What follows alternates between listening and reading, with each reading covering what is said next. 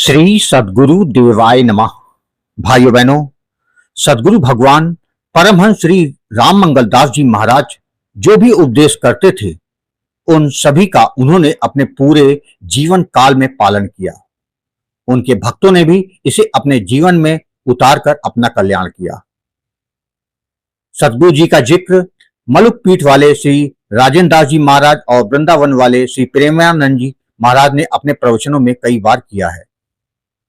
सद्गुरु भगवान ने जीवों के ऊपर दया करने पर उपदेश किया है कि छोटी छोटी चिड़िया जो घर में आती हैं उनको यथाशक्ति चावल छितरा दिया करो, और चींटी जहां तहां बिल में देखो या मैदान में वहां गुड़ आटा मिला के बिल के पास रख दिया करो। 7 व 10 व 21 दिन तो पाप नाश हो जाते हैं। जीवों पर दया करने से भी गति ऊंची होती है, वे बैकुंठ को जाते हैं। यह भजन की शाखा है। सभी जीवों में परमात्मा का वास है। सद्गुरु भगवान ने कहा है कि छोटी छोटी चिड़ियों को यथाशक्ति चावल देना चाहिए, और जहां चींटियों के बिल दिखे वहां गुड़ आटा मिला के उनके लिए अन्न रखना चाहिए। यह कोई मात्र लोकाचार नहीं है, अपितु जीव मात्र के प्रति करुणा का एक पवित्र आचरण है जो किसी भी साधना से बढ़कर है। हम जब यह कहते हैं कि सभी जीवों में परमात्मा का वास है तो कोई शाब्दिक वाक्य नहीं है ये, बल्कि एक जीवन सत्य है। जब हम किसी चिड़िया को चावल देते हैं या चींटी को गुड़ आटा, तो हम किसी साधारण प्राणी को भोजन नहीं दे रहे होते हैं, हम स्वयं उस परमात्मा को अर्पण कर रहे होते हैं जो हर जीव के भीतर विराजमान है। यह दान नहीं, यह सेवा है, परमात्मा की सेवा।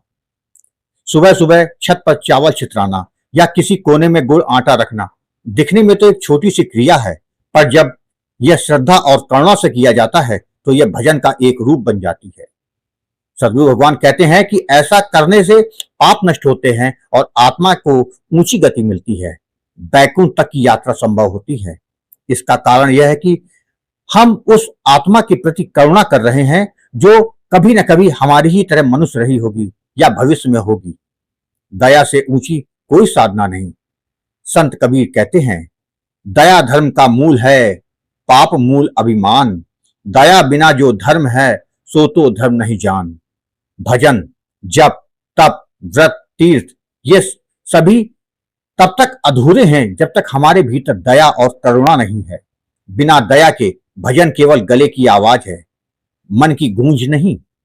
जिस प्रकार बिना आत्मा के शरीर एक मुर्दा है, वैसे ही बिना दया के भक्ति एक खोखली परंपरा बन जाती है। जब हम दूसरों के कष्ट को महसूस करते हैं, एक घायल कुत्ते की पीड़ा, एक भूखी चिड़िया की आंखों की याचना या एक चींटी के बोझ से दबे पैर, तब हम अपने अहंकार से बाहर निकलते हैं। तब हमारा स्वार्थ का खोल टूटता है। यह वही क्षण है जब आत्मा भक्ति के मार्ग पर पहला कदम रखती है। इसमें सवाल यह उठता है, क्या यह कार्य पापों को जलाता है? पाप वह नहीं जो किसी धर्म ग्रंथ में लिखा है। पाप वह है जो किसी को पीड़ा पहुंचाए या किसी की पीड़ा के प्रति हमारी निष्क्रियता हो। जब हम किसी भूखे को खाना नहीं देते, किसी प्यासे को पानी नहीं देते, तब हम अपने भीतर की करुणा को मार देते हैं। लेकिन जब हम चींटी को अन्न देते हैं, चिड़ियों को दाना पानी देते हैं, तब हम उस दया को पुनः जीवित करते हैं जो हमारे अधिकार क्षेत्र में है। यह स्वेच्छा से किया गया कार्य ही हमें भीतर से शुद्ध करता है और पापों को जला डालता है। अब पूछेंगे कि बैकुंठ क्या है? बैकुंठ कोई आकाश में स्थित दुनिया नहीं, बल्कि हृदय की वह अवस्था है जहां केवल प्रेम, करुणा, दया और निर्मलता हो। जो व्यक्ति सभी जीवों को अपना मान लेता है, उनके लिए वही स्थान बैकुंठ बन जाता है। अब सवाल उठता है कि भजन की शाखा क्यों है? भजन का अर्थ केवल गीत गाना नहीं, भजन का अर्थ है भज धातु, यानी स्मरण करना, अपनाना, जीना। जब हम जीवों की सेवा करते हैं तो हम भजन को जीवन में अनुभव करते हैं। यह कार्य हमें केवल श्रवणकर्ता से सेवक बनाता है। दया से निर्मल होता है हृदय और वही बनता है भजन का पात्र। भगवान स्वयं कहते हैं, मैं वहां नहीं रहता जहां मंदिर के घंटे बजते हैं, मैं वहां हूं जहां जीवों के लिए दया और प्रेम होता है। सद्गुरु भगवान हमें यह नहीं सिखा रहे कि कृपा अर्जित करने के लिए कुछ विशेष अनुष्ठान करो, बल्कि वे कह रहे हैं जो रोज अपनी साध्यता में छोटों की रक्षा करता है वह मेरे सबसे निकट है। जीवों पर दया अपने बच्चों को भी सिखाएं। हमको यह सिखाना है कि इस चिड़िया के लिए चावल छितराओ, उस चींटी के बिल पर थोड़ा गुड़ रख दो, इस कुत्ते को रोटी दे दो। ये चीजें उनके भीतर करुणा का बीज बोती हैं जो आगे चल के उन्हें सच्चा भक्त और इंसान बनाती हैं।